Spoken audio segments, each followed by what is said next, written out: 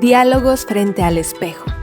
Buscamos transmitir la honestidad del primer vistazo al despertar por la mañana, sin adornos, maquillaje o filtros. El espejo como una ventana al mundo más profundo de quien se refleja, o quizá como un laberinto confuso, distorsionado, deformante, que aumenta y enfoca nuestros defectos y virtudes. Nuestra búsqueda es para fragmentar las miradas y unirlas en una enorme bola disco con miles de reflejos, cual caleidoscopio formando miles de figuras. ¿Y tú, qué es lo primero que ves cuando te miras al espejo? Hola, ¿qué tal? ¿Cómo están? Bienvenidos, bienvenidas a un episodio más de Diálogos frente al espejo. Estamos acá en la ciudad de Jalapa, Veracruz, grabando desde la calle de Insurgentes en Tiburón Tap Room. Muchas gracias a Rafa por siempre ser tan generoso, tan noble, tan amable y amoroso con nosotros y recibirnos en un episodio más. El día de hoy vamos a platicar con el maestro Eduardo Mier. ¿Cómo está, maestro? Muy bien, gracias. ¿Qué cuenta? ¿Cómo le va?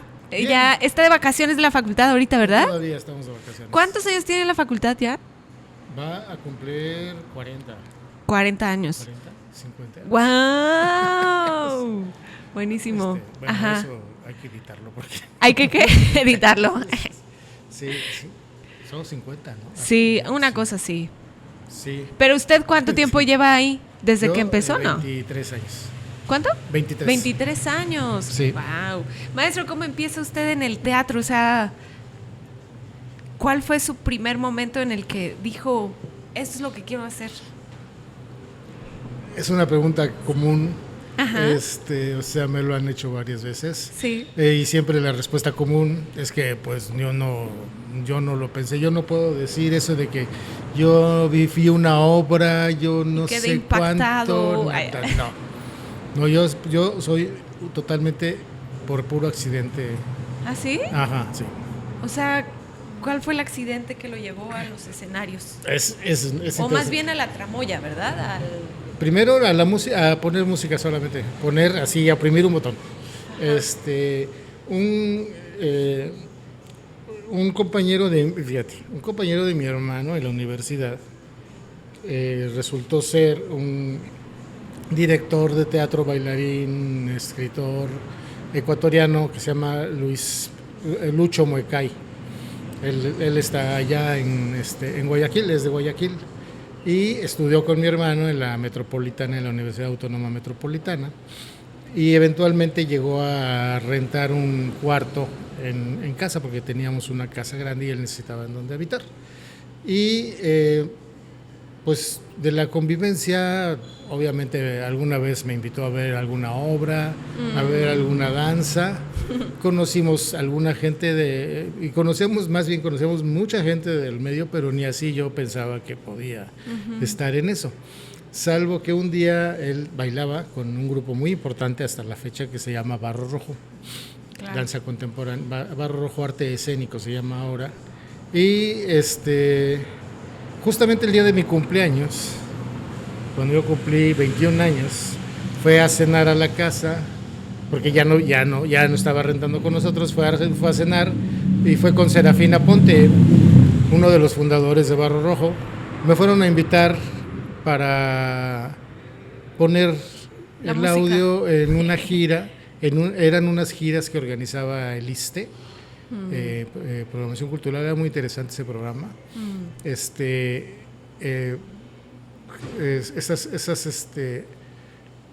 Una gira que tenía Barro Rojo, creo que eran 10 o 20 funciones, en donde había que dar funciones en clínica, en algún auditorio eventualmente, en donde se pudiera, porque eran edificios del ISSSTE o conseguidos por el ISSSTE en alguna función.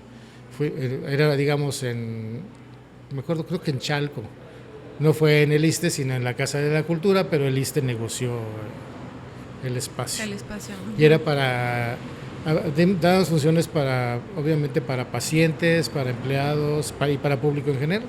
Ajá. Y ese fue mi primer trabajo. Pero apenas empezaba yo, porque era luego, hoy te invito, ves 2 ensayos y ya. Pero era poner la música, no tenía ningún... Ajá.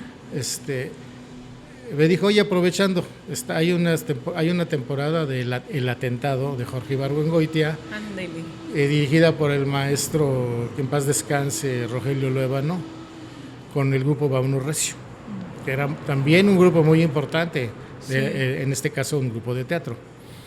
Y bueno, pues sí, ¿no? Le dije que sí. Esa era una gira en teatros del Estado de México. Porque para ese entonces usted, digamos, si estamos hablando de los 21... fue en el 84. ¿Usted ya había estudiado otra carrera? Hice 2 años de ingeniería civil. Y estaba... o sea, seguía en la carrera, pues. No, ya no. Ya no quería estar ahí. Estaba haciendo fotografía. Estaba tomando fotografía. Bueno, ya estaba, digamos, en el camino de la artisteada. Pues de alguna manera.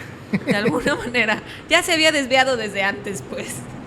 Ya tenía que... Sí. O sea, ya el camino, digamos, no era como tal la ingeniería civil, sino era la búsqueda en general. Sí. Uh-huh. Y entonces, perdón, lo interrumpí, lo invitan a esta segunda... A esta otra gira en el Estado de México, y pues igual era para poner el audio del atentado. Ajá. Que lo había dirigido Luébano. Fue muy interesante porque tal vez mi primer conexión con Jalapa, porque la escenografía era de también nuestro muy querido y ya fallecido Ernesto El Pelón Bautista. Y la iluminación, pero eso fue cuando esa se estrenó en la Casa de la Paz de la UAM, y esta era una gira aparte de que se había producido para un teatro. Ajá. O sea, yo cuando la fui a ver por el estreno, pero lo mismo, yo fui a verlo y jamás pensé que yo iba a terminar trabajando en esa obra. Claro. Perdón. Y la iluminación fue de Bernard Freiman, un belga, un maestro belga que pues era para mí, yo sigo pensando que es un genio, no sé dónde esté, nunca lo volví a ver. Se fue de México, trabajaba aquí, pero estaba aquí en Jalapa, en la Orteu. Y obviamente El Pelón pues era el que hacía las escenografías en aquel tiempo. Entonces se hace una producción sin escenografía para dar funciones en lugares alternativos, y pues sí, en Sinancantepec fue mi primer función de teatro. Okay. Pero es eso, o sea, desde que yo cumplí 21 años, en menos de 2 semanas ya estaba yo trabajando con 2 grupos fundamentales del arte escénico. Muy solicitado además, o sea. Y después resulta que eso es en junio, ¿no? Mi cumpleaños es el 4 de junio. En julio, así un día para otro me dicen los de Barro Rojo, se nos olvidó decirte que hay funciones en el Teatro de la Danza. No hay problema porque en esos tiempos eran muy pocos grupos, entonces los grupos tenían como funciones y temporadas muy fácil en el Teatro de la Danza, y los técnicos del teatro, el maestro Carlos y David, tenían anotados los guiones, todo era manual, no había computadora, y yo tenía los guiones ya, entonces no había realmente, no hubo mucho trabajo, pero ya estaba yo pues entonces conduciendo desde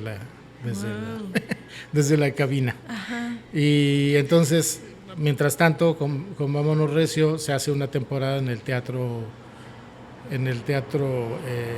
Cuauhtémoc del Seguro, hablando de teatros del Seguro. Hablando del teatro del IMSS. Sí, que es un teatro muy grande, estaba muy tirado en ese momento.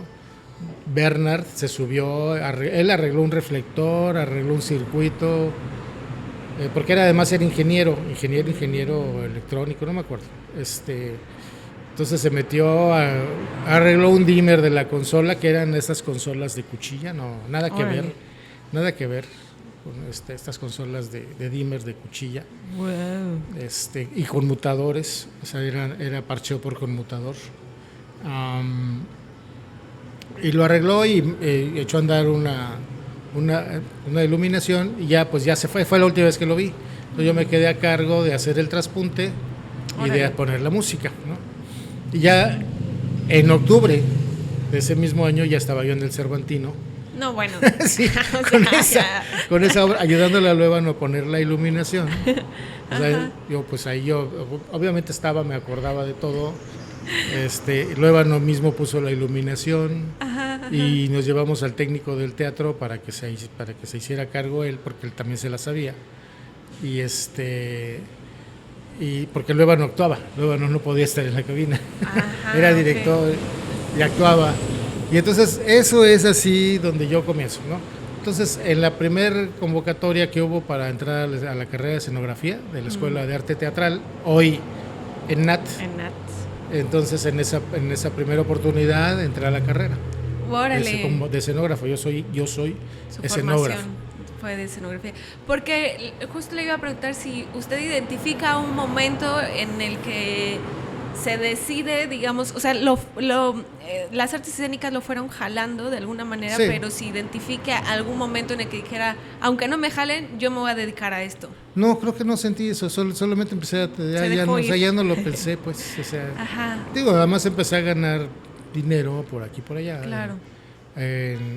También en ese primer año, antes de cumplir el primer año, ya estaba un célebre taller de composición coreográfica del IMBA, con la maestra Bodil Henkel, y Luis Enrique, el que me invitó, estaba en ese taller. Entonces pues me dijo, haz la iluminación, voy a hacer una coreografía, ilumínala.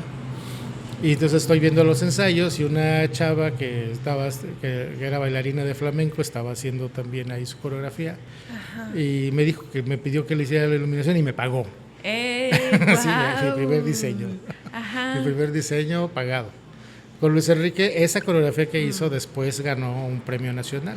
Órale. Un premio nacional de coreografía. Órale. En San Luis Potosí. Uh-huh. Sí. ¿Y cómo fue su experiencia en la ENAT? Bueno, ahora ENAT, entonces Escuela de Arte Teatral, ¿cierto? Muy bien. Como estudiante, ¿era muy rudo? No, éramos un grupo muy extraño. Eran pocos, me imagino.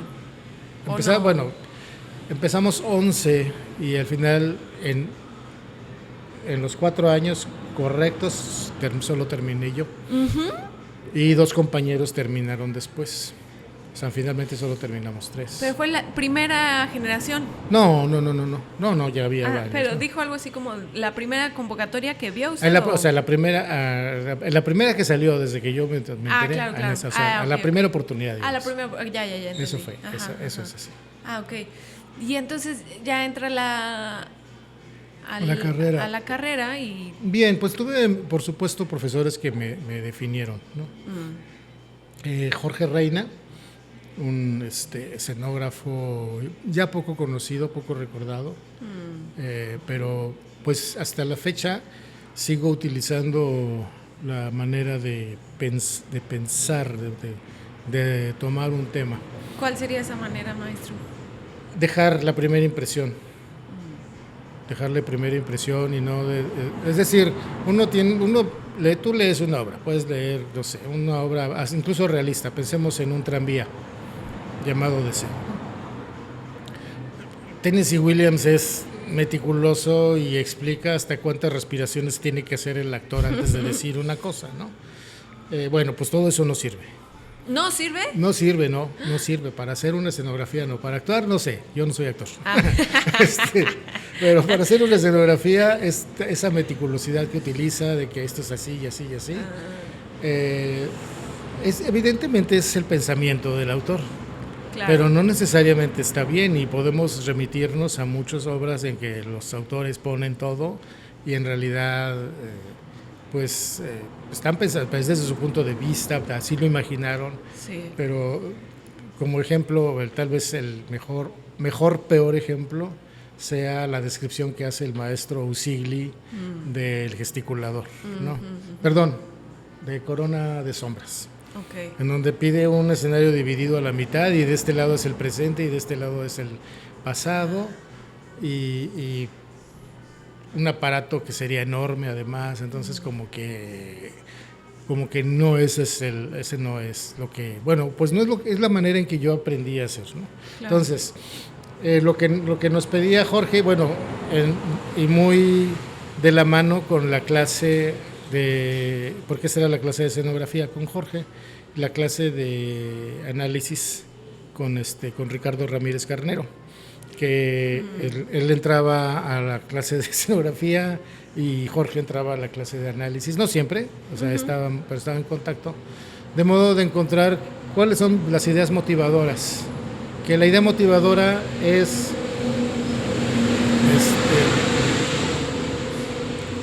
revisas tu sentimiento interno, qué es lo que te está dejando, lo que estás, además es a partir de la lectura. Claro. Otra cosa es cuando vas y ves un ensayo, pero si estamos generando a partir de la lectura, hay sentimientos, hay palabras, hay cosas que se te quedan. Órale. Y eso tú tienes que encontrar por supuesto, desde tu propio interioridad. Primero, ¿qué palabra puede definir todo esa? Porque emoción, esa sensación. Aunque una obra sea así realista y una así cuidada, genera emociones, y esas emociones pueden tener un valor plástico, hay que encontrarles el valor plástico. Que uno de repente puede hacer, arrugas un papel, le pintas y sale una cosa ahí totalmente abstracta. Y no es que eso va a ser la escenografía. Esa es tu idea representada con un valor plástico, a partir de la cual puedes empezar a trabajar una motivación. Y ya como escenógrafo, digamos que las herramientas que tienen para traducir ese sentimiento en un valor plástico se vuelven muchas. Pues claro, por ejemplo, yo diría, bueno, pues un garabato de un triángulo para definir los procesos asimétricos de la burocracia, no sé. Pero un escenógrafo se vale de muchas otras. Como siempre tiene uno que tener una preparación técnica. Esas cosas que ahora se hacen como muy fáciles porque ahora hay computación y no sé qué.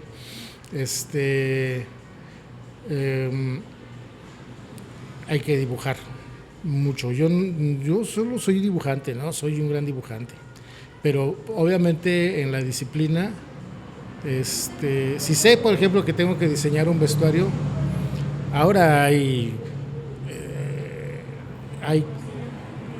último lo hice con el iPad, ¿no? Pero antes de hacerlo en el iPad, que facilita mucho, sobre todo el poder estar cambiando los colores. Antes de hacerlo, hago el dibujo a mano. Y entonces, cuando sé que voy a tener que dibujar, me pongo, como decía Diego Rivera, por lo menos una rayita diaria. ¿Ah, sí? O sea, se pone a uno a dibujar cosas para tener... Digo, yo no soy un dibujante con mucha técnica, entonces necesito verdaderamente que las manos funcionen un poco. Claro. Entonces, entrenarme nuevamente para poder hacer una representación. Ya sobre la base de esa representación ya pude hacer, ya me sirve el iPad. Insisto, sí es, por supuesto que se utiliza, por supuesto que es un gran logo y se logran. Pues viste los diseños, los viste en lo de Don Antonio, ¿no? Los hábitos de Don Antonio. Esos son diseños, los diseños los hice yo, toda la escenografía y el vestuario. ¿El vestuario también lo hizo usted? Sí. Órale. Sí, y es obviamente también tiene, o sea, no nada más es dibujar. O sea, son dos cosas. Es primero, qué es lo que yo quiero representar, pero además después viene eso de cómo lo voy a representar, y necesito técnica de dibujo, también dibujo técnico. Dibujo técnico para mí eso sí era muy fácil porque dibujo desde la secundaria, la preparatura. Soy de vocacional, soy politécnico. Órale. Y 2 años de ingeniería, y luego en la escuela de teatro, de todas maneras teníamos dibujo técnico. Claro. Dibujo, geometría descriptiva, dibujo a mano alzada, dibujo de figura humana, y pintura. Claro. Entonces sí, hay que tener eso, y además mucha lectura, hay mucho conocimiento histórico, de las formas artísticas. Claro. ¿Sí? Historia del arte, historia del teatro, todo, porque uno no sabe, y no es que uno va a representar una iglesia, o sea, si tengo que hacer la mandrágora, no voy a hacer la escenografía de la Florencia de aquella época, sino, pero sí tengo que saber cómo era la arquitectura. Para tomar elementos de ahí. Sino sobre cómo voy a entender lo que pasa. Claro. Con Maquiavelo, si no puedo imaginar cómo era Florencia, ¿no? En ese entonces. O sea, así es, eso es lo que aprendíamos, pues, o sea, y si va a ser un pueblito de un rancho de acá, de la Sierra de Puebla, pues hay que saber muy bien cómo son. Claro. ¿Sí? Y qué es lo que uno va a hacer con esa imagen real. Y cuando es abstracto todo, cuando no tiene un espacio Godot, digamos. Bueno, pues si no tiene un espacio, lo único que sabemos es que hay un árbol. Bueno, pues sobre algo, eso tiene que generar algo, pero tiene que generarse acá, Claro. en el sentimiento, para que después pueda ser Que si bien no habría un espacio como tal, sí hay una sensación muy clara de lo que genera Godot, como para imaginarnos qué tipo de árbol sería y en qué espacio podría estar, que seguramente todo esto varía conforme a la dirección que le quieran dar y el enfoque y todo esto, ¿no? Y pensaba qué tan complicado es formar parte de un equipo creativo, en el sentido de que hay un director, por ejemplo, que nos dice X premisa, no sé qué tanta libertad haya para proponer, o más bien para escuchar y diseñar acorde a lo que se propone. Depende del director siempre, ¿no? Finalmente el director tiene que ser la cabeza Toma decisiones. es el que toma las decisiones. Todo el mundo se quiere meter. Sí. Todo el mundo se quiere meter. Si trabajas con un director que es el autor, como Zapata, que yo vengo trabajando con él desde hace ya casi 20 años, pues es eso, es su imaginación, es lo que él escribió, cómo lo escribió, Claro. y es realmente no, el término básicamente es completar bien la iluminación, porque así como él imagina sus obras, siempre él parte siempre de un cuadro, o sea, él es muy escénico, las cosas suceden en un teatro, no es decir, que quede muy claro que estamos dentro de un teatro, no brechtianamente como para estar recordando, pero sí para no tomarse, para no distraerse en tapar, no es en esconder. O sea, el espacio neutro, negro, y un cuadro donde ocurre así le imagina, él visualiza así, y pues hay que resolverlo de esa manera, ¿no? Claro. También él es un teatro muy verbalizado, es la palabra, es lo más importante, y es muy importante el rostro del actor, muy importante, que se vea que se vean los ojos, que se vea la expresión clara. Claro. Y no estar además ocurren normalmente en un tiempo muy aristotélico. Okay. O sea, tiempo y espacio, unidad de tiempo y espacio. Unidad de tiempo y espacio. Entonces, y nada de que hay, ya para hacer un efecto en una obra de Zapata es porque pasa algo extraordinario.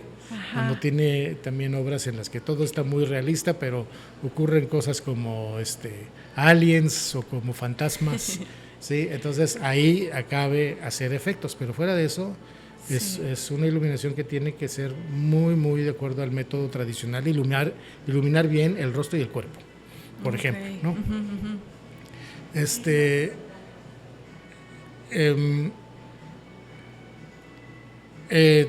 Me sirve mucho eso, pues cuando la primera vez que iluminé aquí en Jalapa, que fue con la Orteuf, que iluminé la gaviota, la escenografía era una escenografía realista y la actuación era totalmente realista porque era la gaviota, ¿no? Y no ¿Quién dirigió eso? María Pankova, una maestra rusa, que lo hizo pues totalmente muy ortodoxo el montaje, ¿no? Entonces la iluminación también, o sea, no había que estarle buscando, ¿no? Utilizar el método de luces cruzadas para tener un buen rostro, y la escenografía que era de mi maestra, Yarmila Macerova, que fue mi maestra bueno, no terminamos de hablar de la ENAT.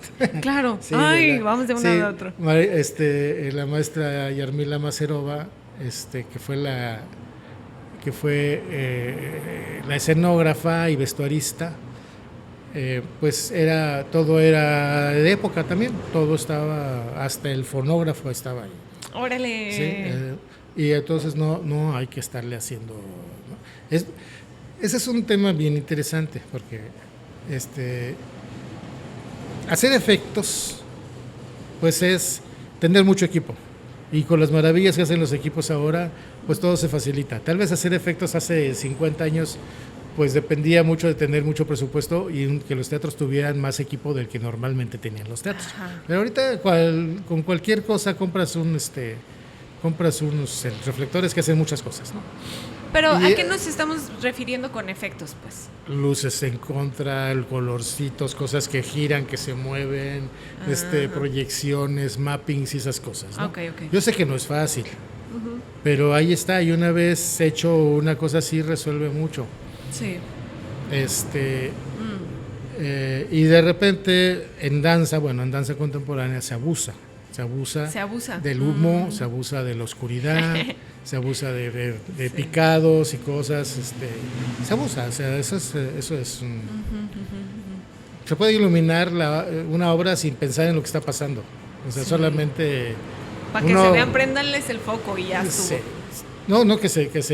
De hecho vas a ver y ves determinados efectos y ya sabes de quién es la iluminación, porque nos repetimos, ¿no? Si nos ponemos a hacer efectos terminamos repitiendo. Hacer una obra realista, digamos que quisiéramos representar esta así como estamos, ¿no?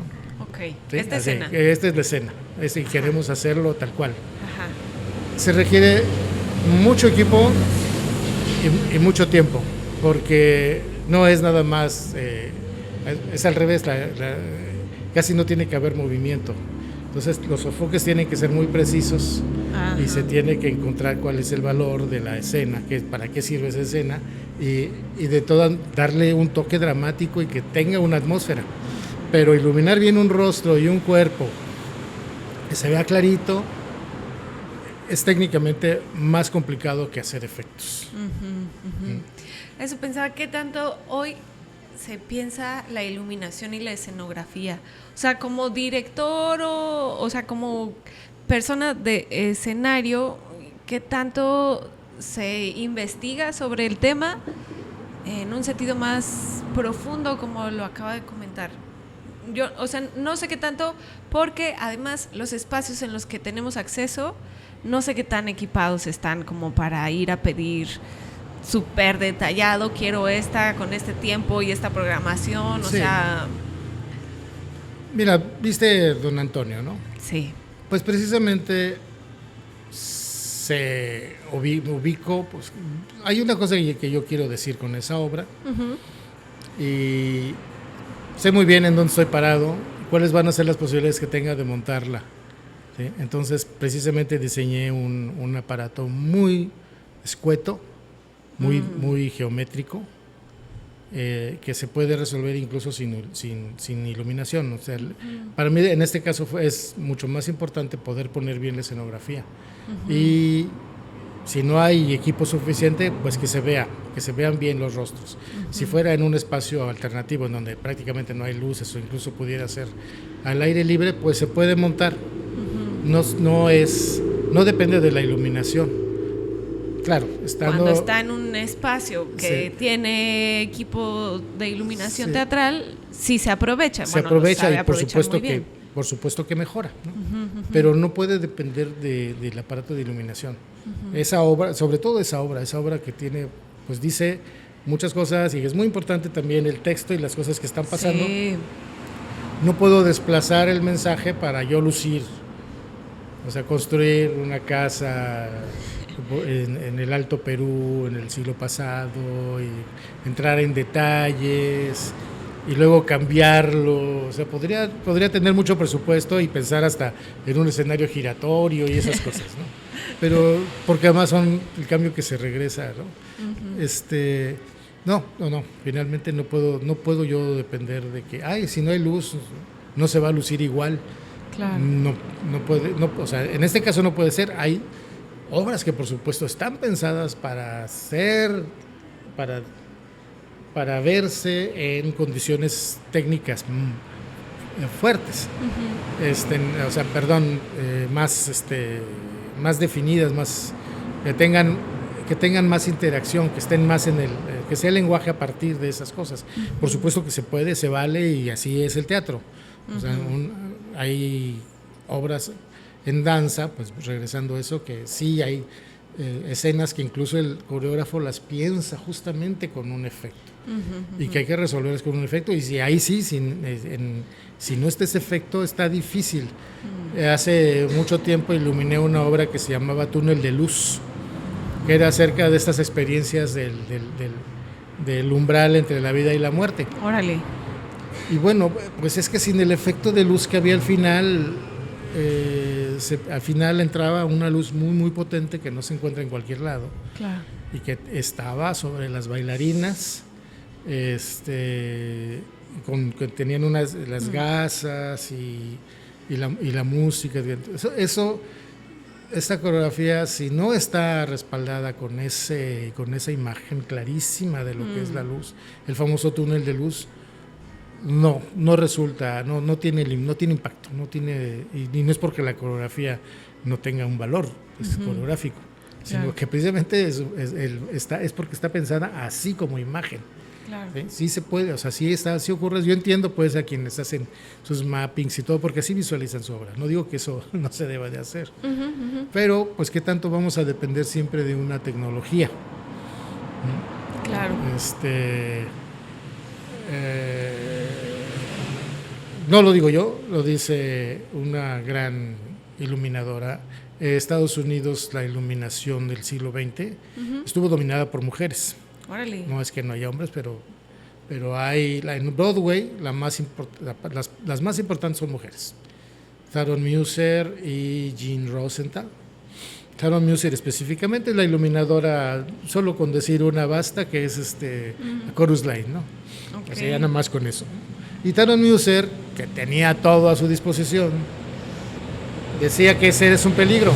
Ajá. Es un peligro porque no se trata de poner lámparas y perder el sentido de lo que está pasando en escena, y que entonces ocurre, ella lo llamaba iluminación de supermercado. ¡Hala! Así. Dice, es una iluminación de supermercado, no dejas ningún hueco, pones y si hay un hueco, pues pones más equipo, en vez de solucionarlo, ¿no? O sea, así, esa lo dice ella, no lo digo yo. Claro. Y yo pienso que mucho puede ser así.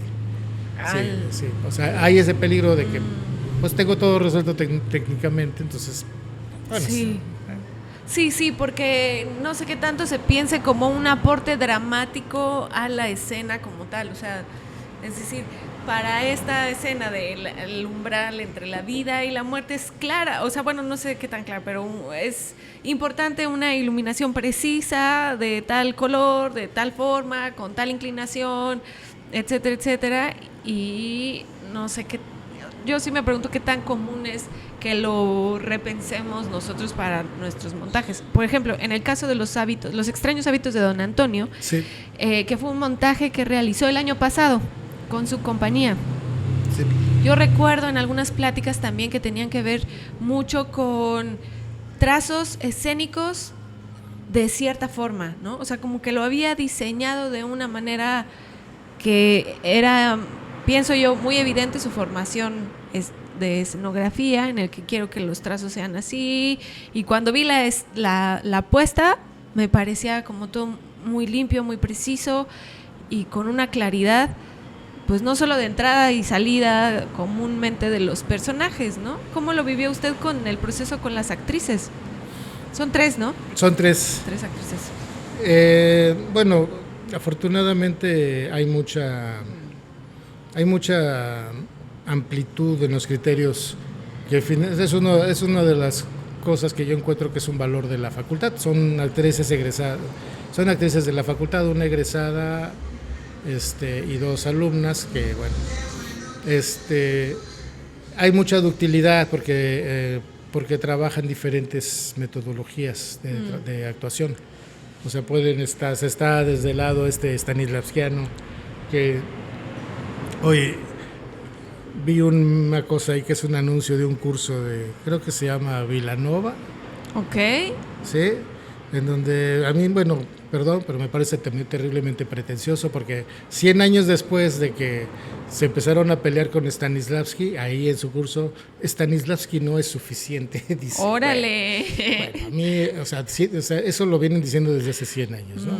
Y volver a tomar el tema de que yo no soy stanislavskiano, y otras cosas que dice ahí, ¿no? Claro. En su anuncio de un curso. ¡Órale! ¡Wow!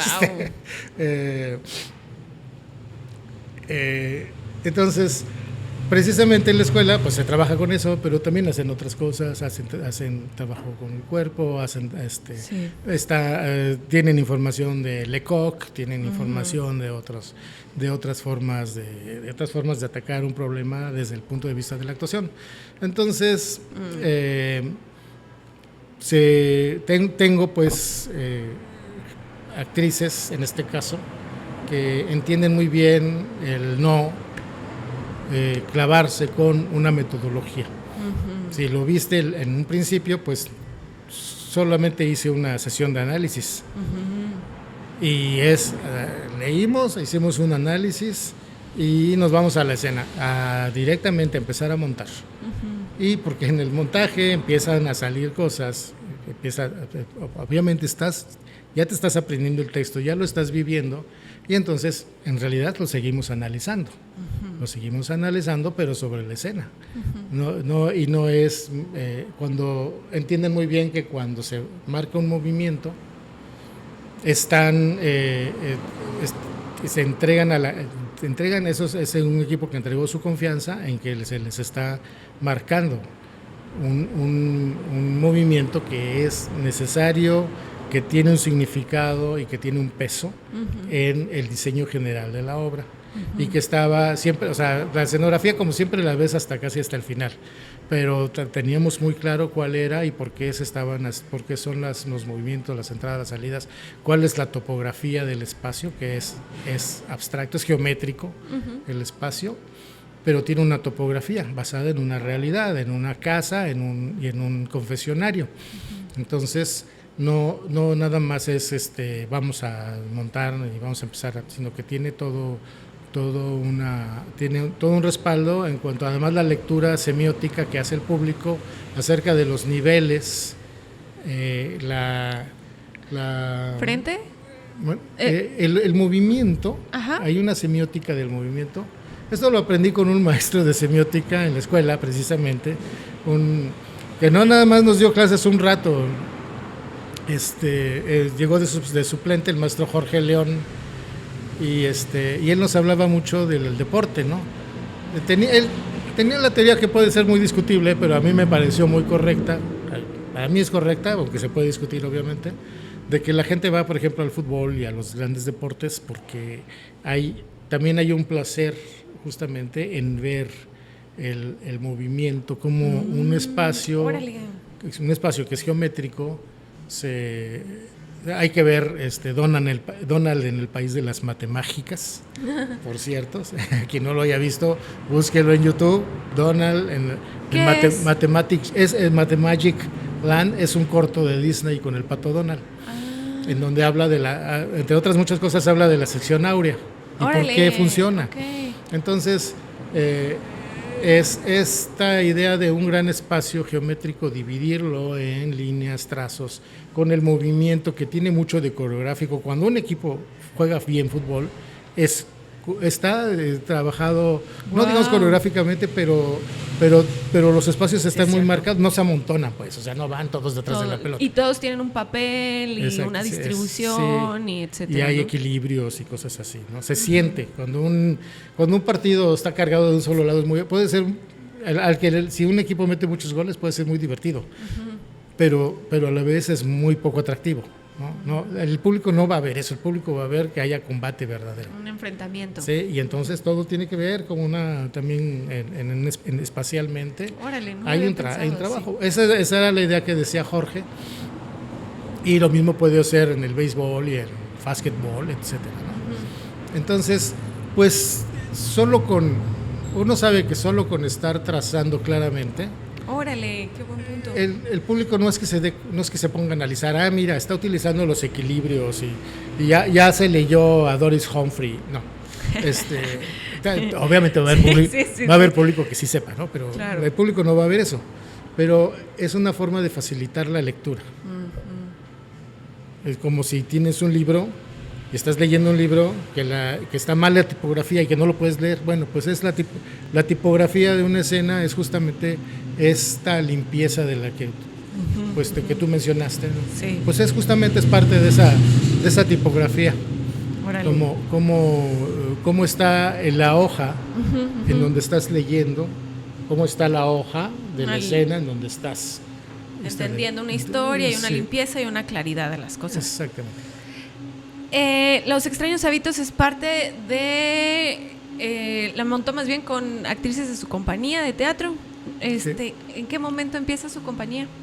Hace 11 años, con Silvia. Silvia es un texto de un dramaturgo gringo, estadounidense, que se llama A.R. Journey. Trata sobre una perra.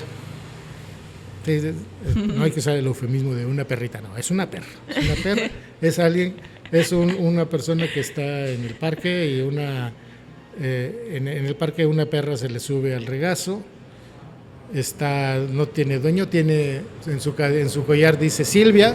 Ajá. Y nadie la reclama y se la lleva a su casa y la adopta, ¿no? Y eso lo mete en problemas con su esposa, que ya están, se acaban de ir sus hijos ya están casados, entonces ella está pensando en da clases de sobre Shakespeare, es especialista en Shakespeare, y le molesta pensar que va a tener que compartir el espacio con un animal, ¿no? Que ya no están en tiempo, cada uno está en su lado. Persona está disconforme con su trabajo, que lo ve muy enajenante. Y un tema bien interesante, pues, o sea, todo empieza cuando llega con el animalito a la casa. Ajá. Pero una de las cosas que están muy claras ahí sí hacerle caso al autor, es que tiene que ser una actriz. La perra es una actriz muy bella, tiene que ser una actriz muy bella. La obra se la escribió a Sarah Jessica Parker. Ah, bueno. ¿Sí? Y se estrenó en Broadway, ¿no? Okay. Sí, y fue un éxito. Y es más que en Broadway, que no tuvo una temporada tan larga, pero sí tuvo éxito. Es más bien un éxito en Estados Unidos. Es una obra que se monta mucho en Estados Unidos y en Canadá. Es muy popular la obra, porque la obra si de algo trata es, bueno, obviamente un subtema es el amor en sí, porque se habla mucho de lo que es realmente el amor. Y qué pasa con la pareja, pero se trata de estimular la adopción. De eso se trata. Ok. ¿Sí? Porque en los textos se habla mucho de esto es una perra que es de la calle, no es fina, no estás en edad, no la podemos tener, todas esas cosas que se pueden discutir. Y luego, bueno, haría muchos spoilers y cuento todo eso. Me fascinaría explicarla toda, porque es una obra que a mí me encanta. ¿Todavía la tiene en repertorio? Pues sí, porque tengo la escenografía y tengo el vestuario. Podría hacer el remontaje. Ajá. Tendría que ver el asunto de los derechos. De los derechos. La tradujimos nosotros. La tradujo Joana, que fue Joana Cuevas, es una egresada, que fue la que, pues, o sea, yo así como te lo estoy platicando, así se la platiqué y dijo, vamos a montarla, vamos a hacerla, ¿no? Y la tradujo y ella misma, al final no estaba planeado, pero ella terminó siendo ella la actriz. La actriz, sí, que además era un problema porque yo había pensado en una perrita. Ajá. Pero ella sí es más alta que yo y es una güerota, entonces así como Órale. fue así como muy bueno, semióticamente funciona de muchas maneras.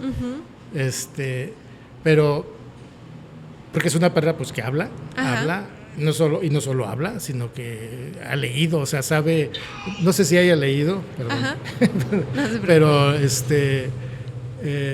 habla de Homero, de la Ilíada, sabe quién es Shakespeare, sabe cosas de la calle, porque además los perros se comunican, entonces sabe lo que es la diferencia entre una perrera y porque dice que la van a mandar a una perrera o a un refugio y no está de acuerdo, etcétera, ¿no? Hay mucha interacción, hasta hay discusiones, aunque está también muy claro, está muy bien estructurada y muy bien escrita.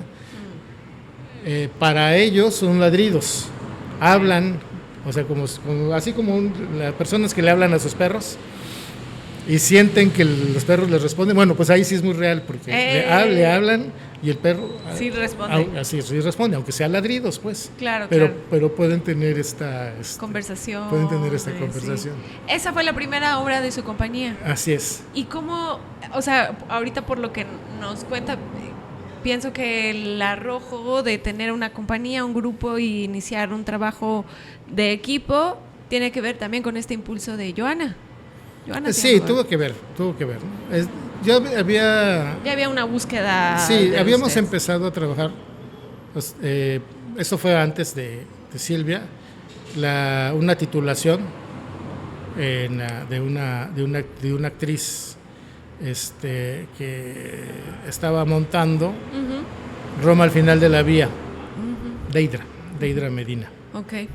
Y en algún momento hubo un problema con quien estaba dirigiendo, entonces yo retomé el trabajo, lo terminé de dirigir, se compactaron algunas cosas, básicamente se hizo sobre el mismo trazo que en lo que se estaba haciendo, se terminaron de montar escenas y ahí fue donde empecé a trabajar con Joana, pero bueno, yo había dirigido en México hacer cosas que pues realmente eran cosas muy pequeñas, ¿no?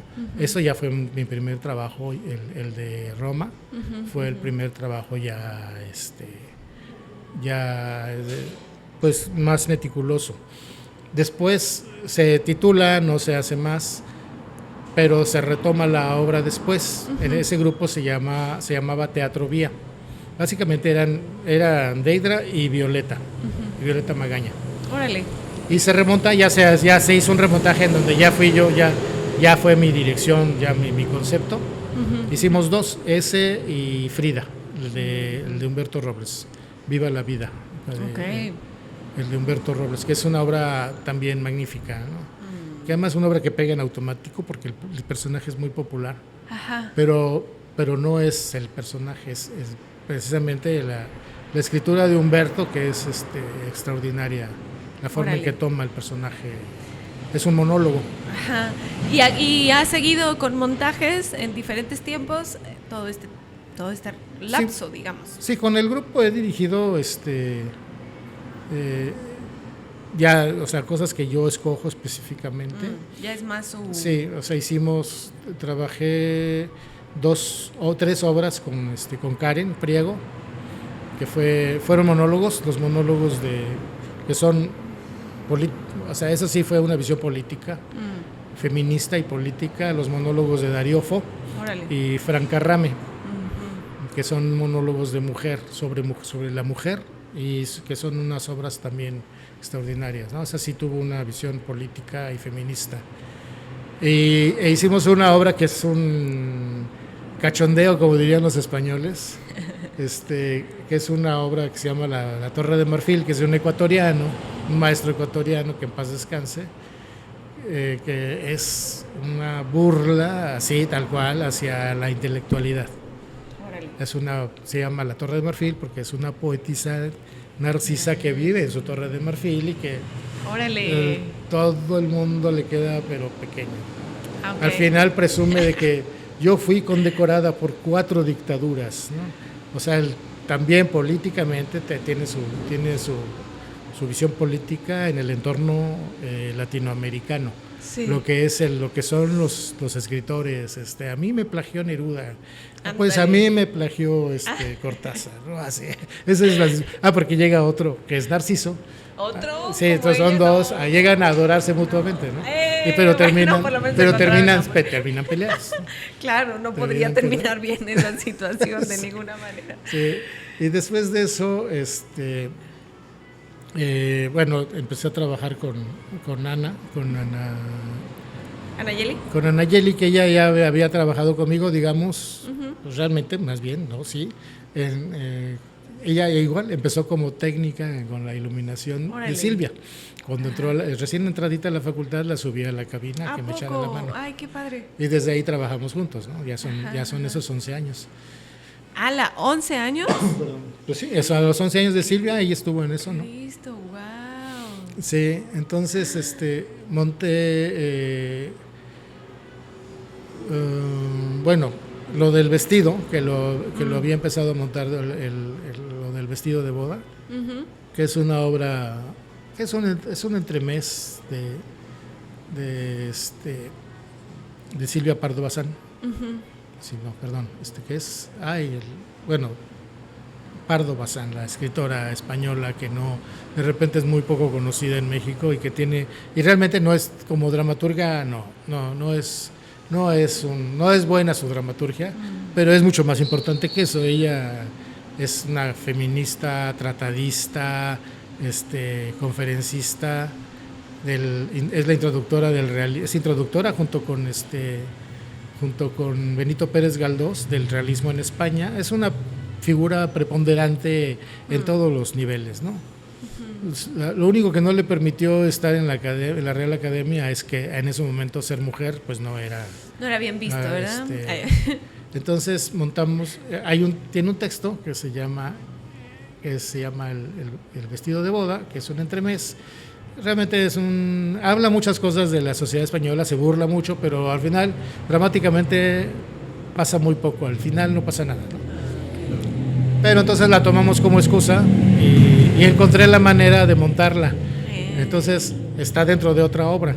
Está la obra, que es la obra es un casting para hacerla. Ah, claro. ¿Sí? Ajá. Y entonces llega Ana, en este caso, llega a hacer el casting y se pelea con el director. Yo lo pensé desde mi punto de vista, obviamente, y desde mis amigos directores, a los que quiero mucho, que todos cada uno tiene su cualidad sangrona. No, sí. Sí, cada uno tiene su cualidad sangrona. A mí no me puedes hablar de tú. ¿A poco desde esos puntos? Sí, desde los gritos, así. Hay muchas cosas, ¿no? O sea, sí. Son directores todos muy admirables. Que se pueden dar ese lujo, ¿verdad? Entonces, todo eso lo escribí yo. Y entonces el asunto es que se hace el casting y no es un pedacito, sino es un monólogo que es corto, pero termina representándolo completo, ¿no? Okay. Y eso viene siendo el estreno en México, porque es una obra que jamás se había presentado en México. Órale, wow. Sí. De hecho, en España no es que se monte mucho muy tampoco. Seguido, sí, no. Nada. Órale. ¿Cuál diría que es su búsqueda con la compañía? Bueno, mi búsqueda personal, que va desde lo escenográfico, es desde lo estético es siempre el cuerpo, ¿no? Respetar el cuerpo y respetar la actuación, la presencia del actor en la escena, que es lo principal, la presencia del actor, esta limpieza desde el punto de vista técnico. Ya me cuesta mucho pensar en una obra que no tenga una relevancia política. Okay. Y he recurrido, a todo lo que conozco de Brecht, de Piscator, Artaud, que que finalmente es una postura política, su cuestión está tan sobre lo que es el sentido último de hacer teatro, que es verdaderamente conmover. Bueno, pues es un sentido político, que no tenga una bandera. Esa es otra historia, o qué bandera tiene, no sé, claro. Pero de que tiene una postura. Entonces ya se me hace muy difícil montar si no tiene un sentido de incisión acerca de cómo estamos, incidir y hablar de las cosas que pasan, ¿no? Claro. De las cosas que pasan en la sociedad, en nuestro entorno, etcétera. Claro. Maestro, lleva 23 años en la facultad. Sí. ¿Cómo la ve? ¿Hay esperanza para nosotros? Tanto para egresados como para estudiantes. Egresados, tenemos muchos egresados que están trabajando y están haciendo cosas. Pensar en el ideal de que yo solo vivo del teatro no me parece que sea una meta. Hay que quitarlo como meta. O sea, la meta debería de ser: yo hago el teatro que yo quiero hacer. Esa está buena también, que sí. No es para nada despreciable. No. No es poca cosa, pues. Sí. Ahora, que si para hacer el teatro que yo quiero hacer tengo que hacer teatro que no quiero hacer, se puede, se vale, no está mal, no es no, o sea, hacer teatro por ganar dinero se puede, claro. Se vale, Cada quien tiene, por supuesto, su propia visión, o sea, eso uno puede decirlo nada más, pero pensar que uno no les va a enseñar en la facultad a hacer determinado tipo de teatro. Uno puede juntarse con un gurú y querer hacer el teatro que hace el gurú. Claro. Y eso es una decisión propia, pero y el gurú va a decir sus verdades, sus netas, de esos tenemos de sobra. ¿Sí? Tenemos y cada vez nacen más, ¿no? Sí, todos aspiramos a convertirnos en gurús. Somos nuestros gurús. Sí,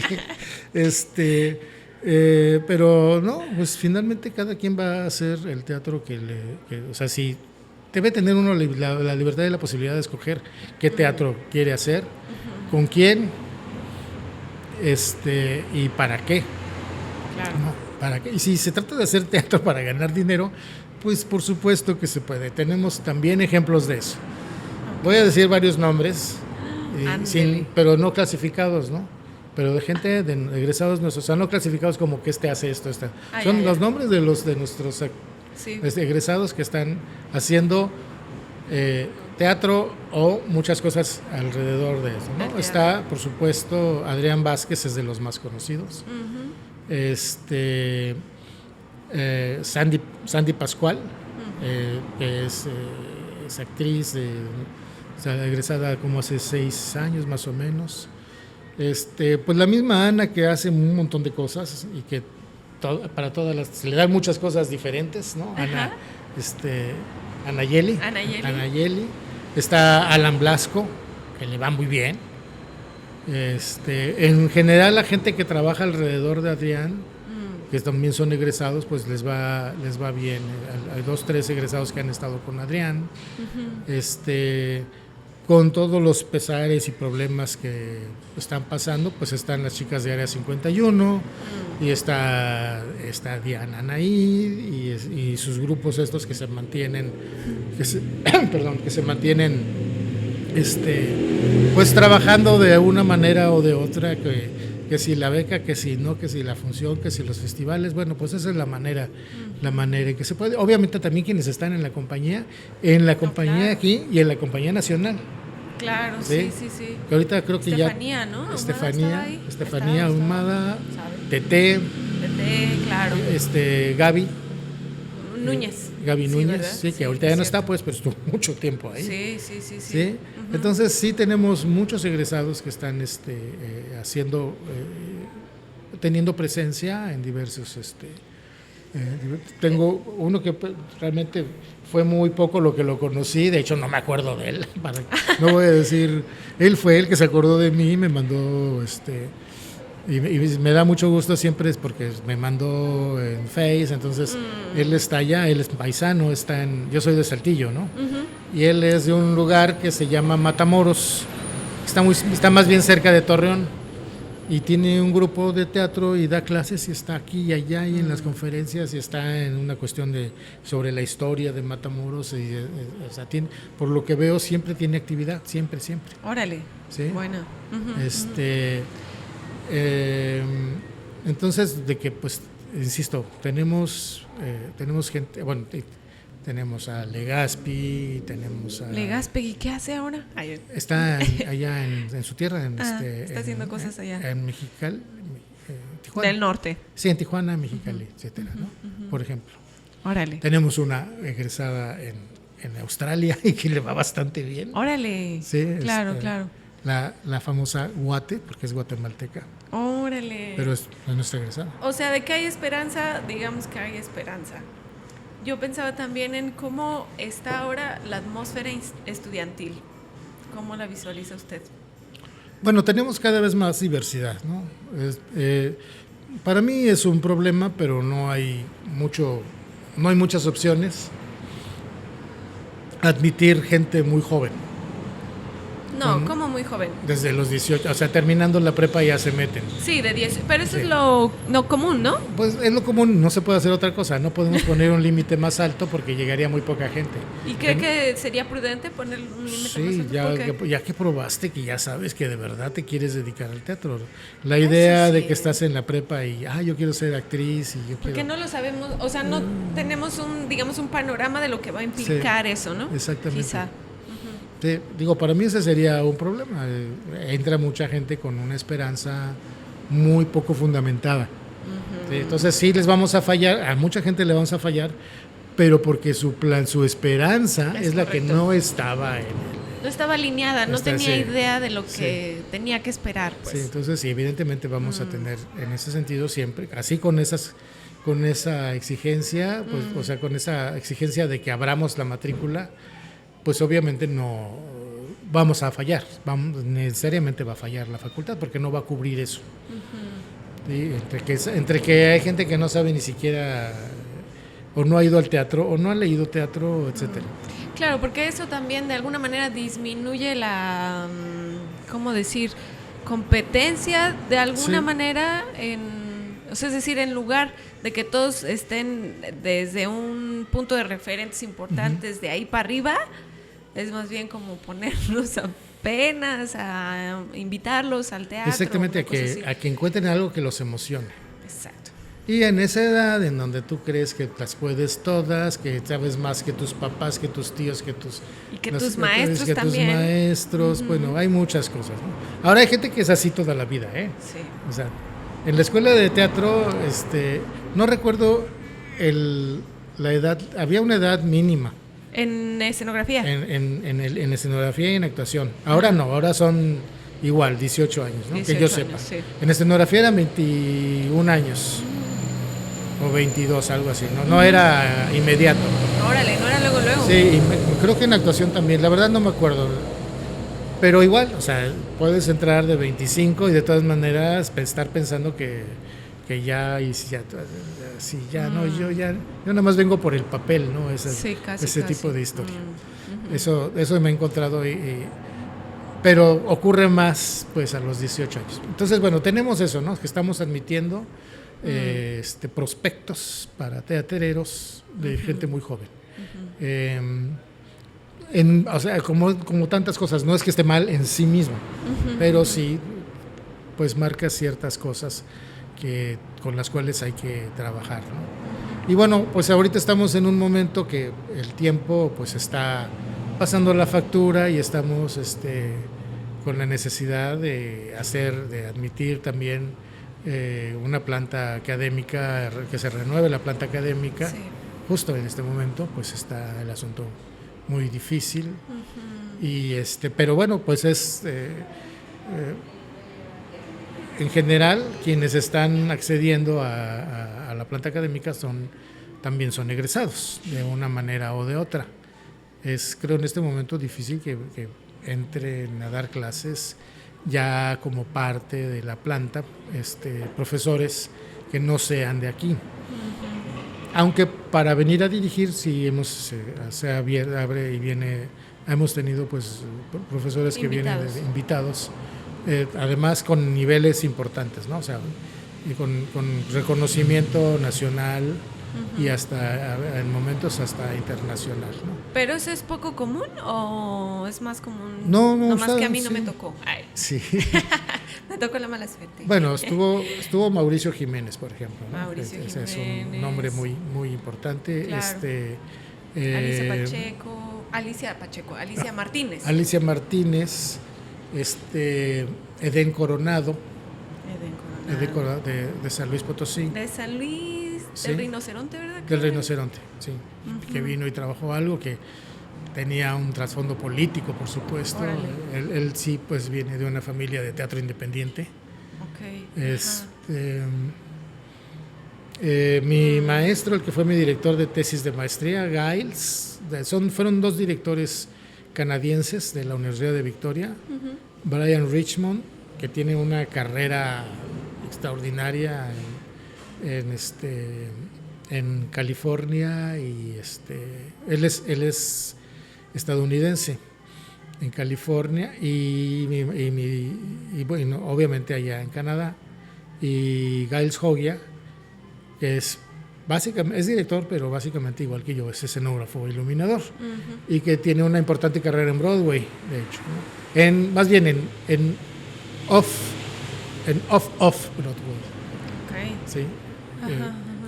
Hicimos hace 15 años un diseño a la limón lo firmamos los dos en Off, allá en un grupo que se llamaba Ten, ahora es 2020, Ten Theater, uno de los grupos Off más, creo que es el más viejo que existe en este momento.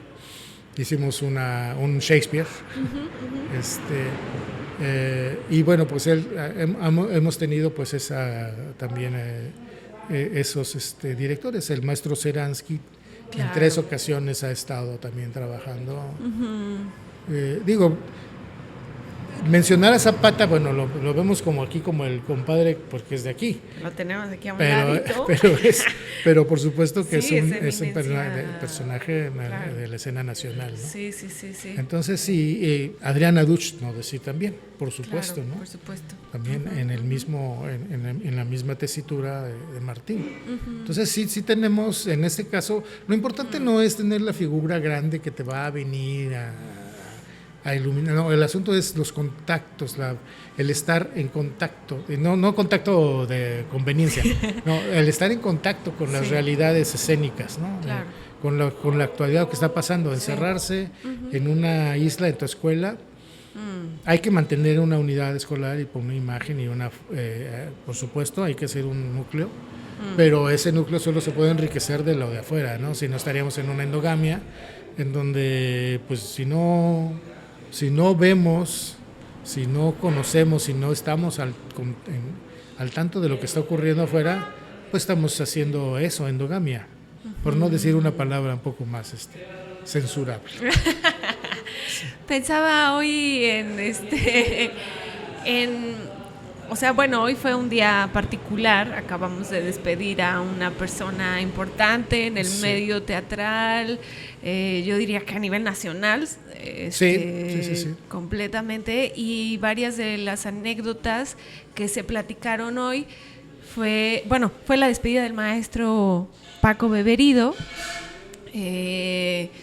y varias de las anécdotas de hoy que me hicieron a mí mucho resonancia fue sobre la disciplina que tenía él y lo aferrado que era para ciertas cosas, ¿no? O sea, hacía que sucediera de la manera que tenía que suceder, pero lo hacía, ¿no? Como con esta garra, con este coraje, con esta decisión, con esta disciplina.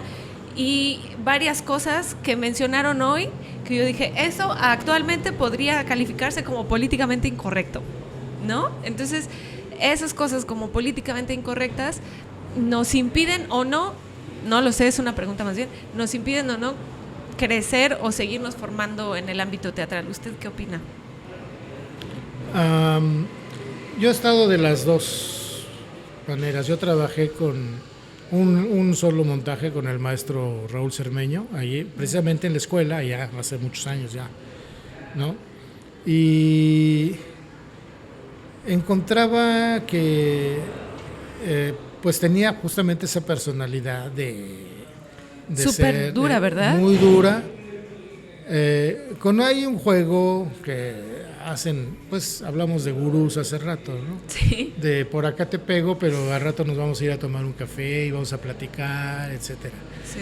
Que pues son estrategias. No diría que son técnicas, pero son estrategias, ¿no? Son estrategias. También que efectivamente, bueno, una cosa que puedo decir, bueno, no, a mí no me maltrató, yo trabajé como escenógrafo y a los escenógrafos los trataba diferentes. Claro. No nos trataba como a sus alumnos de actuación. Bueno. Sí, o sea, yo lo escuché decir cosas muy humillantes, sin decir groserías, ¿no? Órale. Pero de todas maneras, aunque con nosotros no era de esa manera, de todas maneras nos invitaba a tomar el cafecito. Ah, bueno. Y era un tipo con una conversación tan extraordinaria, o sea, un conversador natural, ¿no? Que obviamente eso genera una aura de sabiduría al que la gente quiere estar cerca, ¿no? Y creo que eso explica muy bien muchas actitudes de muchos teatreros. Pienso que son núcleos de la sociedad en donde se manejan determinadas formas de convivencia. O sea, uno no sabe cómo es una familia. Claro. Uno ve una familia y puede ver una esposa feliz, un tipo feliz, unos hijos Todos felices, radiantes. y dentro puede ser una cosa verdaderamente horrenda. Claro, por ¿Sí? supuesto. Está además esta cuestión de la micropolítica de la que hablaron los postestructuralistas, de que imitamos las formas dominantes. Es decir, tú ves cómo se comporta Trump y la cantidad de formas que se van haciendo alrededor de eso. Es como la forma dominante, entonces esa forma se va a repetir, en niveles que incluso no tienen nada que ver con la política. Okay. Se pueden llegar a dar hasta en escuelas, en casas, etcétera. Decía Guattari que tenemos un Videla, es decir, la dictadura argentina, en la presidencia, y tenemos a muchos videlitas en cada casa, porque lo que se va a repetir es la forma dominante. Entonces, hay formas dominantes del teatro que muchas estuvieron fuera de la ley. Estamos hablando de abusos. Ya, o sea que ya Sí, trasciende. Trasciende el asunto de que yo aprendí así, no, o sea, no. Todo lo que sea, lo podemos ver de una manera romántica, yo así crecí, pero todo lo que sea, si a uno le pegaban de niña, a mí no. O sea, por supuesto que me llevé mis nalgadas, pero no era el maltrato, ¿no? Pero si ahora lo analizara así, una persona maltratada hace 60 años está fuera de la ley. Y estaba fuera de la ley antes. Claro, ¿sí? claro. No es ahorita, no es porque se aplique retroactivamente. Es que no se puede. Y si hay el abuso específicamente hacia la mujer, pero también hacia los niños, no nada más a las niñas, sino también a los varones, el abuso en físico, sexual, etcétera, pues porque se hizo, no se puede nada más dejar de lado. Entonces, los abusos que se cometían en compañías, grupos que se hacían alrededor de esta maravilla del maestro, pues están fuera de la ley. Ahorita no se puede hacer nada. Es importante decirlo, es importante, sí. Y sobre todo no dejar ver que las cosas no podemos ser tan elementales y tan faltos de juicio que no encontremos otra manera de trabajar. O sea, pensar que para que yo haga cosas imposibles tengo que maltratar gente. No. O sea, puedo por supuesto exigir mucho. ¿Sí? Puedo exigir mucho, puedo exigir más, puedo yo no tenía ningún problema con los gritos, ¿no? Actualmente yo no grito, pero yo tenía que trabajar con un maestro, mi queridísimo Armando García, que era imposible no escuchar gritos, ¿sí? Gritos, y cuando te regañaba, bueno, a mí no, a mí me regañaba, pero era muy breve. Cuando regañaba a un actor, era 20 minutos de estarle diciendo cualquier cantidad de cosas. Hola. Entonces, creo que eso más que nada, yo lo veía, pues era, con todo y que lo admiré muchísimo y lo admiro, en paz descanse Armando, era mucha pérdida de tiempo, 20 minutos para decir algo que se supone que tendríamos que tener la fuerza necesaria como directores y maestros, de que quede claro a la primera y no estar insistiendo en no sé, o sea, es que no entiendo pues esa, yo nunca entendí esa necesidad de estar, hay cosas que hay que explicarlas acá, pero media hora para regañar a alguien porque se equivocó de trazo, o porque está echando la hueva tal vez, porque no tiene energía y entonces necesito regañarlo. Creo que es mucha pérdida de tiempo y no podemos ser tampoco inteligentes de no encontrar otras maneras de trabajar esas cosas. Entonces ahorita querer seguir dependiendo y defendiendo la violencia ya no es el momento, ¿no? Y no es, insisto, mis respetos por supuesto para el maestro Cermeño, para Armando, para Paco, pues que todo, yo veo que en Jalapa por lo menos y en Veracruz no hay una persona, aunque no haya sido su alumno, no hay una persona que no le deba algo al maestro Paco, ¿no? Sí. Todos le debemos algo, aunque no hayamos, yo trabajé poco con él, pero aunque no hubiera trabajado con él, yo le debo muchas cosas por todo lo que hay, ¿no? Que no es, y lo mismo pensando en el maestro Montoro o en Billy Barclay, ¿no? Son pilares de aquí, de Jalapa, ¿no? Cermeño mismo, bueno, pues también lo que hizo el maestro Dagoberto Guillauman. Estamos ligados a los grandes maestros, aunque ya no nos acordemos de ellos. El maestro Guillaume, por ejemplo, también dicen que era una cosa así. Sí, muy ruda, ¿verdad? Eruptiva, sí. Sí. Y cuando yo lo conocí en la escuela de teatro tenía fama de ser duro, pero no tanto. De hecho, lo adoraban sus alumnos. Sí, en la escuela de teatro. Antes que estuvo hasta el 89, 90 y luego luego ya se regresó a Jalapa, ¿no? Porque estuvo un periodo corto allá, pero pues ahí fue donde yo lo conocí, en la escuela, ¿no? Sí, claro. Y sí lo adoraban. Sus alumnos hasta la fecha solo hablan maravillas de él. Pero creo que eso era nada más cuestión igual de eso, de gritos, ¿no? Pero el abuso ese sí no tiene cabida en ninguna parte, ¿no? O sea, ya ha habido clásicos del teatro de que es que fulano de tal agarraba y tocaba y decía y exigía además otro tipo de cosas que no deben que no deberían ni siquiera de mencionarse. Claro. ¿Sí? Y eso no debe existir, ¿no? Pero sí no, yo no voy a insistir en eso, pero el punto es, hay un momento en el que la exigencia se vuelve violenta, o sea, es decir, indudablemente hay un camino de la comodidad que ser tal vez como eres o sin disciplina o lo que sea es bastante a gusto. Sí. Pero movilizar a alguien más a exigir a otra cosa puede ser incómodo, pero no tendría que ser violento, ¿no? Me voy a meter un poco en el terreno de la danza, porque eso sí a mí me da mucha risa actualmente. Está totalmente fuera de lo que se debe de hacer, pero un maestro de danza, no voy a decir su nombre, el mejor maestro de PADD, a lo mejor ahí van a saber de quién estoy hablando, y por supuesto con la anécdota que voy a contar, pues o sea, las cosas que él hacía, van con más claridad de gente que va a saber quién es. En ese momento se podía fumar, ¿no? Okay. Entonces tenía a sus bailarines en la barra y era tomar el cigarro sin, o sea, no quemar, era, pero acercarlo, mira, y que sintiera, y estira, y estira, ¿sí?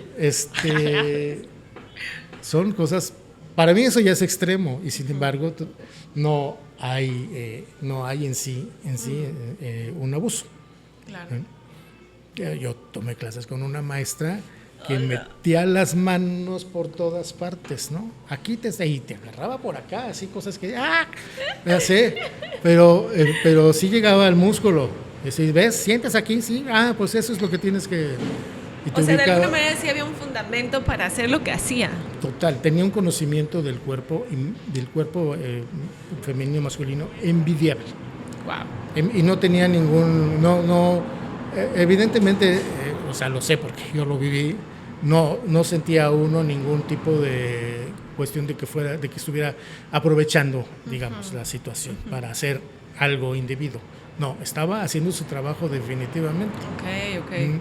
Que por supuesto una cosa así, mal enfocada, sí se puede convertir en otra cosa, pero en ese caso definitivamente no.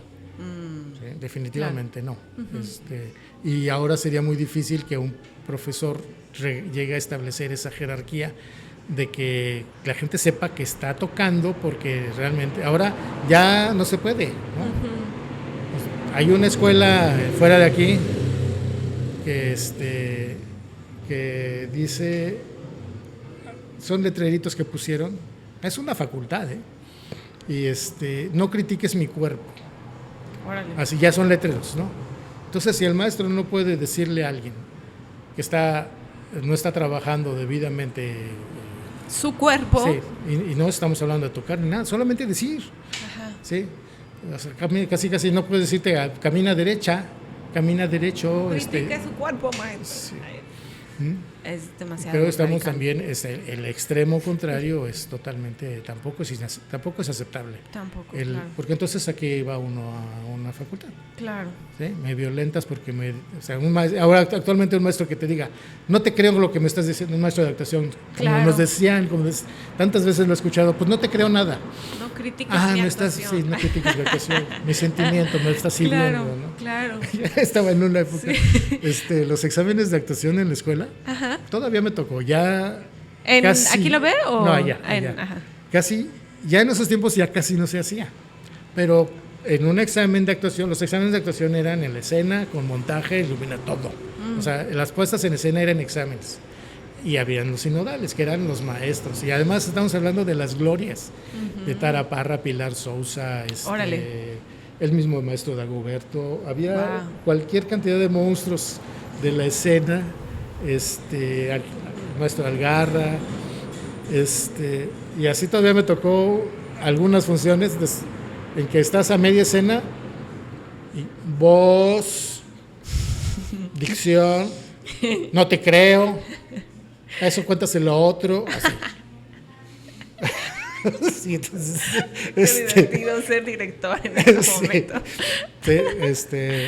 Pero actualmente, claro, que esa parte, pues yo creo que finalmente sería nuestro deber, tal vez no así, por supuesto, para eso se pueden hacer otras reuniones y todo, ¿no? Pero pues era como en el momento, claro.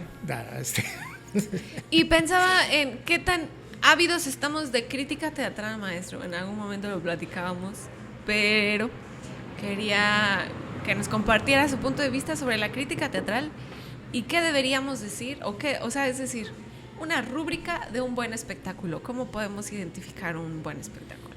Bueno, o crear un buen espectáculo. Yo trato de hacer un ejercicio en la clase de teatrología. Siguiendo, hay un manual, bueno, no es un manual, Jorge Dubati en uno de sus libros explica pone 10 puntos, no lo llama puntos, no es un decálogo, no, son como cosas que hay que considerar cuando uno va a ver una obra de teatro. Y lo hace con un trabajo hacia el espectador, no es un asunto de que aprendan a criticar, más bien aprender a ver. A observar, ¿no? claro. ¿Sí? Okay. Que va desde cómo llego yo al teatro. Y también cómo me recibe el teatro. La primera crítica es cómo te recibe el teatro. Si el teatro es cómodo, si es incómodo, cómo llego, cómo está señalizado, quién me recibe, etcétera. Sabemos que podemos hacer teatro aquí, ¿no? Y aquí podemos hacer una obra y sentar a la gente. Claro. Y podemos decir, pues que sí es teatro moderno. Sí, pero estás diciendo a la gente que venga, pague y que esté una hora incómoda en el piso. Bueno, lo tienes que decir, la obra te tenías que explicar y decir, bueno, así son las cosas, ¿no? Claro. Esas son no es que no se pueda nuevamente, pero esas son una de las primeras cosas que hay que tomar en cuenta. Si el teatro está limpio, etcétera. Podemos decir muchas cosas, ¿no? Cómo llegué, etcétera. Y luego los valores que tiene la obra, son valores y como valor pues puede ser arriba o abajo. Valor es una palabra que no es positiva, no es un adjetivo, es un sustantivo, el valor. ¿Qué valor tiene una obra? En varios puntos, ¿no? Es decir, voy a ver una obra de una secundaria, pues tengo que juzgar a los niños como alumnos de secundaria. Y si voy a ver a la Compañía Nacional de Teatro, tengo que juzgarlo con quienes tienen todas las posibilidades, el tiempo les pagan, no tienen que estar saliendo a vender dulces a la Alameda, y bastante bien, y les pagan bastante bien, ¿no? Entonces, es uno de los valores, el valor de quién está y cómo está representado. Y sobre eso puedo hacer a una escuela, una secundaria, trataría yo más de ir a ver todo lo bueno que pueden tener. Si no se aprendieron bien el texto, si no se les entiende, si la ropa no está limpia, no puedo meterlo, o sea, puedo verlo y decirles, oigan, laven su vestuario, ¿no? O hacerles el consejo, pues ese tocado no es de la época. Pero ir a la compañía de teatro y pues al revés, ¿no? Ahí sí, perdón. Un nivel de exigencia mucho más picky. Sí, en todos los sentidos, ¿no? Porque además les estamos pagando. Entonces, además somos patrones de la composición. ¿Sí? Pero si voy a ver a una facultad, pues justamente es eso, una facultad. Un montaje que tuvimos hace años, Trufaldino, servidor de Dos Amos. Iralda hizo una propuesta que venía, etcétera. Tenía sus cosas, por supuesto, pues eran alumnos que muchos estaban la primera vez en escena. Ajá. Entonces un maestro, del cual tampoco voy a decir su nombre, al final o sea, como, aparte creo que no quiere ir.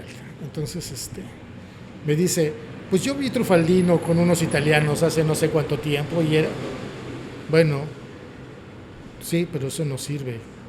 O sea, qué bueno que lo viste, qué bueno que lo disfrutaste, qué bueno que te parecen maravillosos, pero como...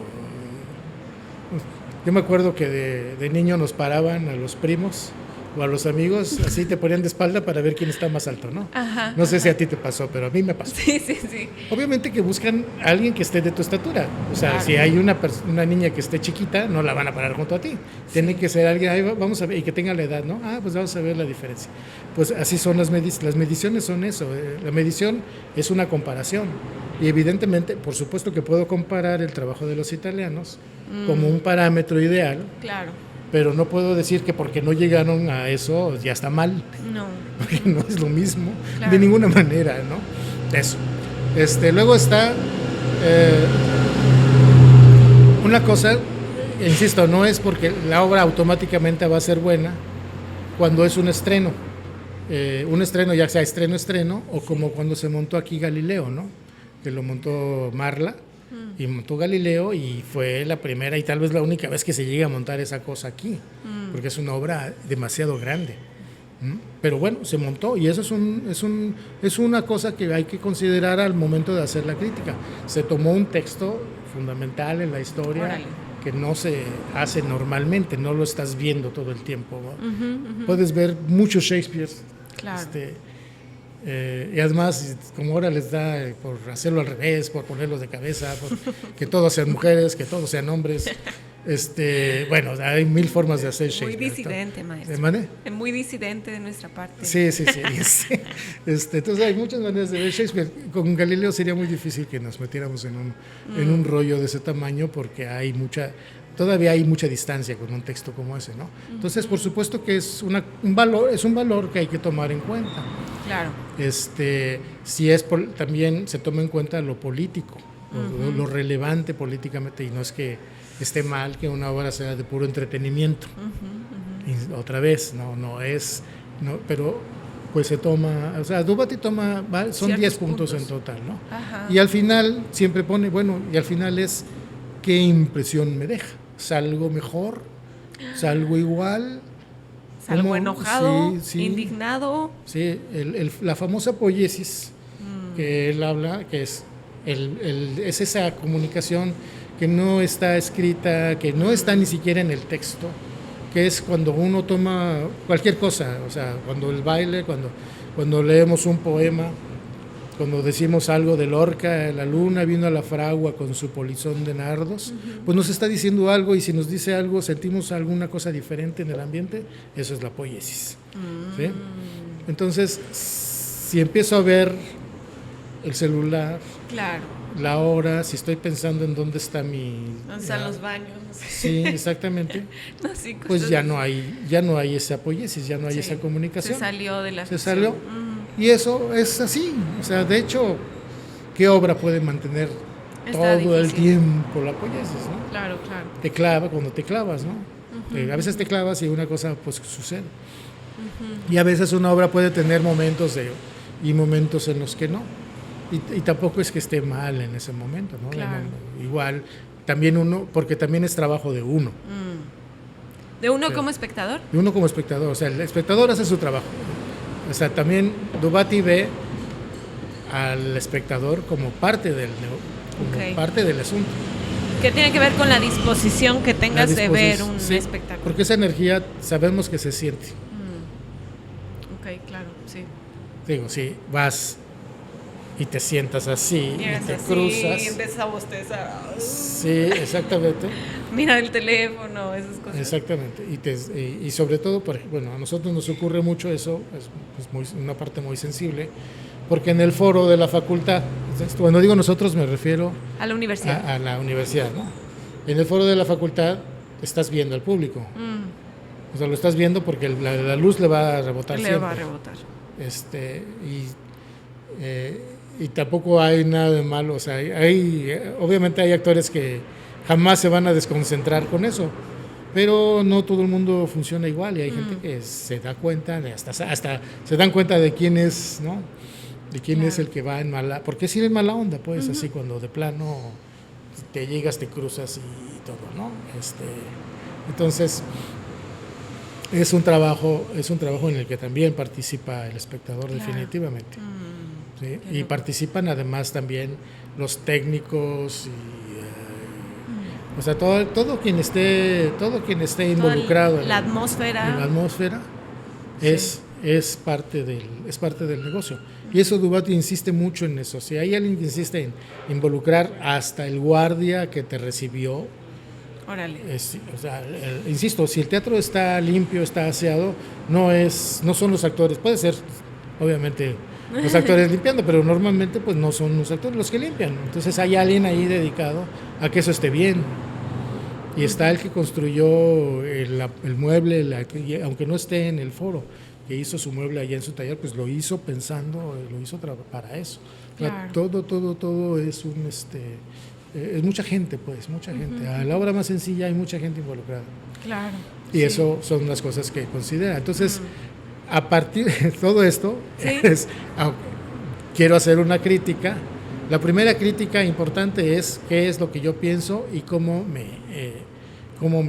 afecta, cómo me impacta. Y después está obviamente la plática. Y de repente, tampoco está mal que hable yo con alguien y que diga, pues es que yo lo que vi fue esto, y que eso de alguna manera u otra afecte la impresión que yo tengo, porque finalmente todo es esta parte de la recepción. Claro. Entonces, pues es que tú no te fijaste bien en aquello. O al revés, ¿no? Que uno diga, no, esto está maravilloso así, pero ya lo hizo fulano en aquí, ya lo hizo ya lo hicieron acá, ya es como la quinta vez que veo el mismo efecto. Claro. También sucede, ¿no? Porque uno puede sorprenderse, pero luego te averiguas y dices, ay, es que no era tú, no era tan original, tan innovador. Bueno, eso de la innovación además es una frase de Alberto Híjar que yo siempre digo. Para empezar, no es frase mía, que la originalidad es falta de bibliografía. Hijos, ¿sí? Claro. Ya la originalidad... Claro, ya olvídalo. Sí. O sea, alguien más ya lo hizo, nomás que tú no tienes idea. No sabemos. O una cosa que pasa muy seguido, una especie de información que creemos, como somos teatreros, creemos que sabemos mucho. Yo pongo un ejemplo que puede ocurrir segurito. En el caso de que montáramos una tragedia griega, Edipo, para la más directa, la más grande de todas, y que la montáramos, además que quisiéramos ser muy precisos y muy respetuosos, no va a faltar el maestro o actor, o también alumnos, que va a decir, así no se hacía. No, claro. Como si supiera alguien cómo se hacía.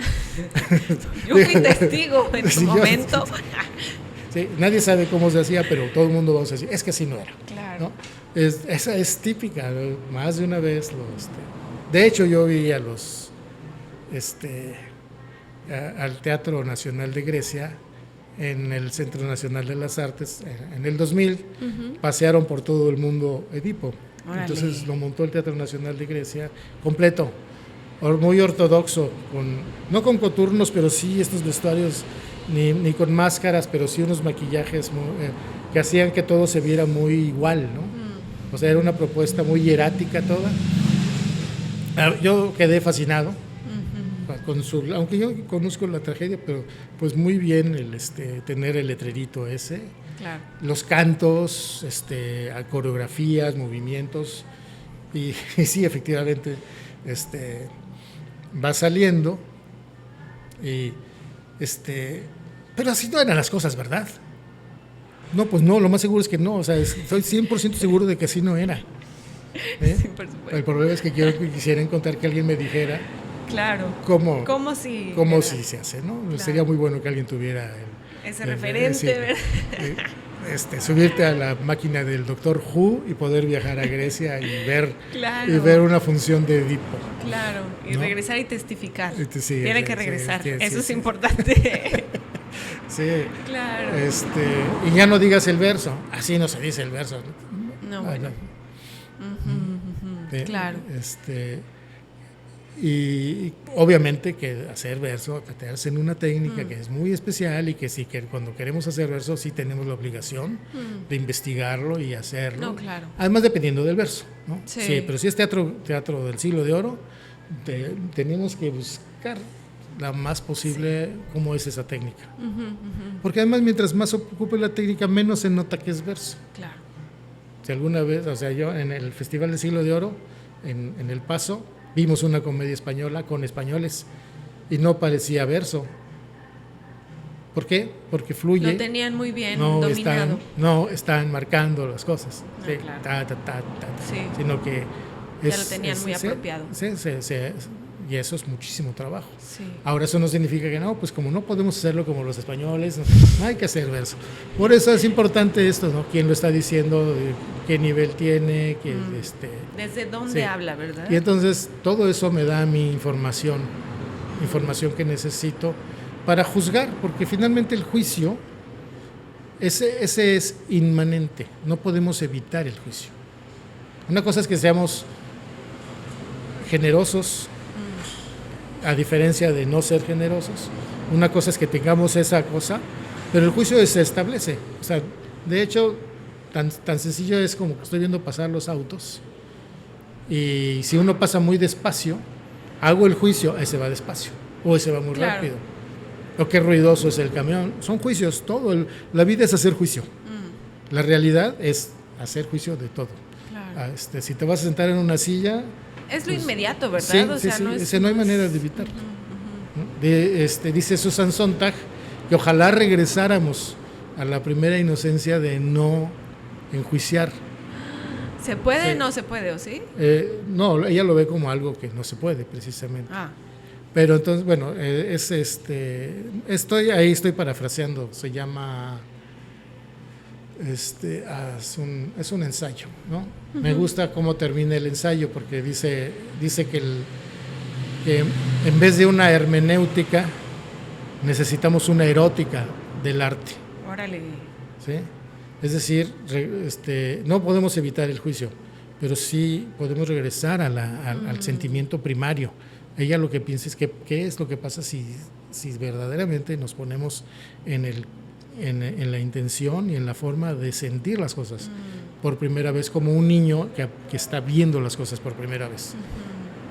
O sea, eso está bonito. Sí es imposible, pero no porque sea imposible no podemos tener esa intención de sencillamente sentir, ¿no? Sí. Sencillamente sentir y no enjuiciar.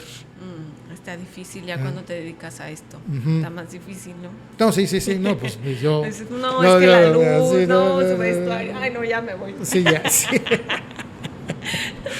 Ay, no. Sí. Claro. Sí. Pues maestro, muchísimas gracias. Podríamos seguir 3 horas más en realidad. Pero nada, muchísimas gracias por esta plática, por este momento de compartir. No sé si quiere agregar algo más. No, yo creo que ya se hablaron muy muchas bien. Cosas. Claro, sí, abrimos muchas puertitas. Bueno, si un día te interesa pero sobre una cosa es más específica, claro. Por ejemplo, o sea, sobre iluminación, o sea, sin irnos hacia otros temas, por supuesto, ¿no? Muchísimas gracias. Mucho gusto. Muchas gracias, maestro. Muchas gracias a todo el equipo de trabajo de La Mula Roja, a Rafa, a Tiburón, a este lugar que nos ha recibido el día de hoy. Y bueno, nada, nos vemos en un siguiente episodio. Chao.